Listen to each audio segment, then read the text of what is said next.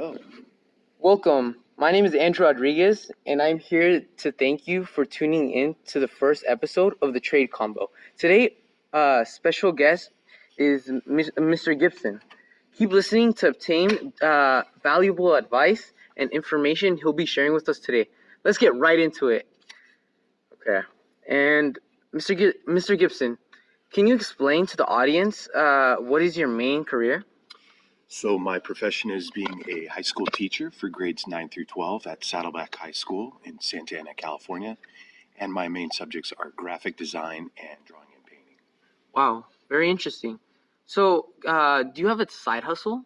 I do. I do a lot of graphic design for other outside sources. Right now, I'm currently working for a spinal surgeon. I put together online courses where I just got a video last night, as a matter of fact, Oh, about really? transforminal, I can't even say it correctly, transforminal endoscopic surgery. So if you have back pains as you get older, he has a non-invasive way of getting it done, and it's really interesting. So that's one aspect. I do a lot of car shows. I work with a lot of therapists. I of course help my wife, who's now going into private practice, and so yeah, I like to stay busy. I like to be a part of successful things. For sure, for sure. And so, I really wanted to highlight your skill about photo editing. So, will you please elaborate what you do in photo editing? Sure. Well, that's an interesting question because today I think it's really changed. The software we use still requires that we have a good knowledge of the tools. However, that's changing. There's Luminar AI.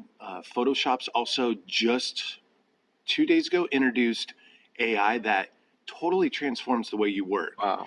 So some of the things I'm showing you guys, like how to remove cracks or tears in a photo, or how to repair them, the AI does it automatically now. Okay. So it's an interesting question because I think it's rapidly changing.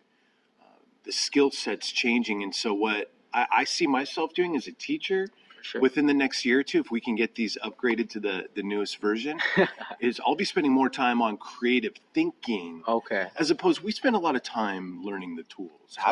If you don't know how to use the tools, you can't be creative because you don't know what they're capable of. Mm-hmm. And what are the positive aspects of both your job as a teacher and also your side hustles? Oh, wow. Okay. Well, teaching is amazing because every day is different. Yes. It really is. It's dynamic because you guys, the students, everybody comes in every different day with something new that's on their mind, or everybody experiencing life, and all that comes together in a class of 38 plus. Yes. And so it's dynamic. And you guys, being a teacher, you stay young because you're around young people, and you guys help me understand new things about what's going on culturally. And so that's really cool. And as far as a side hustle, again, I just really like being a part of success. I like seeing people be successful. I enjoy making sales, and I enjoy making people happy. That's the end of the day. That's great. I like it. I like that answer. So then, can you elaborate what are the negative aspects of your side hustles, such as photo and graphics? I think the time. I think it's a personal issue. I think I take on too much sometimes. Totally. And so I get myself in the weeds sometimes, and it's a little too much. But that's a good problem to have. I'd rather be too busy than just sitting around. So. Yeah, that's about it. Okay.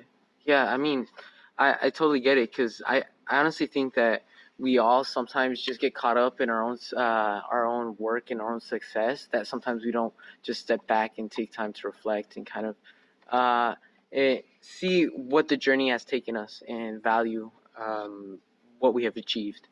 100%. For sure. That's it. So that brings me to my next question.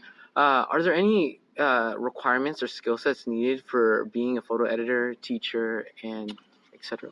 Okay, so as far as a professional, like a side hustle or just getting into the field, no. I mean, it's really a matter of how motivated are you to learn about photo editing, and it's not just photo editing; it's anything to do with technology. Yeah. We're very lucky in this day and age to have things like YouTube or all these online sites that are free, where they just freely give to you. Mm-hmm. you can learn as much or as little as you want. And so the only requirement I would say is your own personal motivation. That's great. As a teacher, yeah, you have to have a bachelor's, preferable have a master's, which I'm doing right now. Yeah. That's a big regret for me waiting so long, but to finally get my master's. But that was a byproduct of me switching fields. I taught math, business, and things here, so I had to go back to school. Yeah, totally. And you were saying that you wish you would have done it sooner. So, for the other professions, do you wish you would have gone into any of those side hustles sooner rather than later? I've always done the side hustles. I've always done things for other people. Do I wish I would have gone into that as a career? That's a tough question. I don't think so. I'm very happy with my job as a teacher. It's a great career. So no, I don't regret it at all. The money aspect, sure. Always want to make more money, but there's opportunities. Totally. And then, do you think the skills that you use in your job can be applied to other jobs? Well, yeah, absolutely. Specifically, my skill set. Yeah. Even people who teach math, science, like again, Mr. Sandquist. I mean, he's an extremely talented man and has a lot of knowledge. If you educate yourself and are diverse in your skills and learning, then you're going to have a lot of opportunities. Period. So. Totally. And I think you touched a bit on the steps you took to being a teacher, but can you please elaborate on that? What are the steps or paths that you took to obtain these jobs? Well, so first of all, when I was in high school, we took something called the ASVAB test, and on that test, the top 3 career choices for me were architect, accountant, and educator, teacher. Okay. And so I always had this in the back of my mind that I'd eventually become a teacher someday. I just thought I'd be in business longer. Yeah. And I did start out in sales and marketing for a pretty big supplement company, but I wasn't happy doing that too much. The environment wasn't great, so I got out. And I'm happy I got into teaching when I did, but I had to go back to school. I went to Cal State Fullerton for my teaching credential. I've attended Long Beach. Where else have I taken class? Chapman. Oh, really? And currently at Concordia. So yeah, there's a lot of schooling. You are a lifelong learner unless you stick to one subject like most sane people do. But I've taught, I think it's been 8 or so different subjects. So Yeah, that's great. yeah. And then I know you took one pathway, which is going to school and pursuing your degrees. But do you think there are different pathways available that can lead to someone to the same position that you are in? To lead to becoming a teacher, probably not because of the educational requirements. But look, I think young people today, that's why I try and guide you guys in class, the ones who maybe are just sitting there playing like the snake in the grass and stuff. Yeah. Say, hey man, you've got the internet right in front of you. You decide what you're interested in. And Yeah. now 14, 15, that's really young to ask that of somebody though. But you have the opportunity right now to go search out what you want and seek it before you even get out of high school. And if you do it right, in my opinion, if you're diversifying your skill set, if you try and marry those different skill sets together into a unified goal, you're going to be a world beater. You've got a lot of opportunity for that. And I don't think you have to necessarily attend college to be successful. There's different forms of success. Yeah, I'm a little jealous, to be honest with you. I wish I were 16 again sometimes, and taking advantage of that. But I don't know. Maybe the 16-year-old me wouldn't have done it either. I don't know. Then what are things that you would have done differently if you were 16 right now? Oh my gosh, I would like to think that I'd be taking advantage and thoroughly pursuing probably coding of some kind. Definitely still with graphic arts. I would probably have developed that a lot younger because in high school it was all sports. I wasn't really into graphic design at all. So Totally. yeah. And then I know you were speaking a bit on there's the test that led you to your careers and your interests, but was that the moment in your life that led you to these fields, or was there another moment?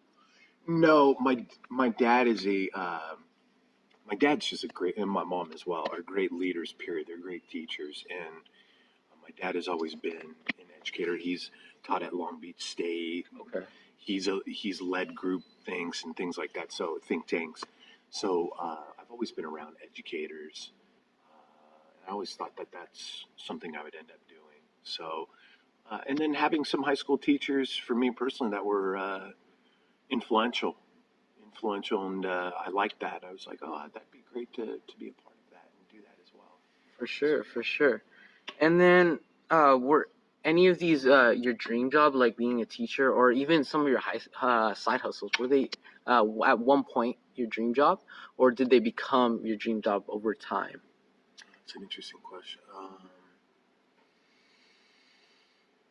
I think I will say that I've always just gravitated to doing what I want to do and what I enjoy naturally. So I think I'm not somebody, a lot of people say this, but I'm definitely like this, where I'm not going to do something that I don't care for. If I don't care for it, I'm not going to do it. Yeah. And it's, so I have this conversation in my class online right now, and somebody asked me, says, oh, you really believe people can learn to become motivated? And I go, well, of course, absolutely. Becoming motivated is simply discovering who you are. Yes. It's self-reflection and finding out what it is that drives you. It's, if you're not self-aware, then no, you're not going to be motivated, but everybody has that opportunity. For sure. I really think that's very valuable for many young people to learn, because sometimes we focus too much on our goals, and and sometimes we don't have a direction where to go. We're all very different, but at the same time, we all have these passions inside us that kind of draw us to what we want. But sometimes we're caught up in this reality to pursuing what we think might be best, not just best for others, rather than what we want in ourselves. So precisely it. And so that's where you'll see me. I'll tell people, what do you want to learn today? Yeah. It's like I'm teaching Victor in video design in period 1. You guys are doing this. That's exciting for me as a teacher. Yeah, totally. And so, last question here. What are some ideas from the experiences that you implement in your work, or some work experience that you implement in your daily life? Try and rephrase that for me a little bit. What do you mean by that? So basically, what are some principles that you learn at work that you implement into your daily life, and vice versa? Pursue what you're passionate about. I would just say that. It's really that simple. I'd say pursue what you're passionate about, and things that you aren't. Just, you got to grind through some things. That's just life. For sure. So, that's the way it goes. Okay, thank you. And so, is there anything else you would like the audience to know, like where we can check some of your work out or anything? Oh, I've taken a lot of I don't have any social media right now, but I can definitely share some things with you, websites and such. But, okay. No, this was really fun. Great for sure. There'll be all the links will be down below, and you can check out Mr. Gibson in the description. And so, thank you guys for tuning in for the first episode of the Train Convo, and hopefully we'll see you guys next time in the next episode. Thank you so much, Mr. Gibson. Thank you.